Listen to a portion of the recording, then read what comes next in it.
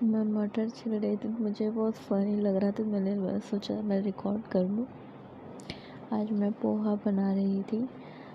तो हॉस्टल में कैसे हम लोग झटपट पोहा बना लेते हैं, मैं आपको दिखाती हूँ अपना पोहा। फ़िलहाल तो ये मुझे बहुत फ़नी लग रहा था। ये देखिए, ये मैंने अपना फट से पोहा बना लिया और देखने में तो पता नहीं आप लोगों को अच्छा लग रहा है या नहीं। बाकी ठीक है, क्या किया जा सकता है, हम लोगों को पढ़ना भी होता है तो हम लोग झटपट ही अपना कर लेते हैं। ये मैंने पिछले साल में अपना साबूदाने का पापड़ भी बनाया हुआ था।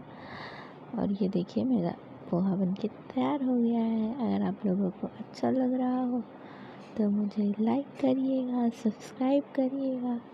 Thank you.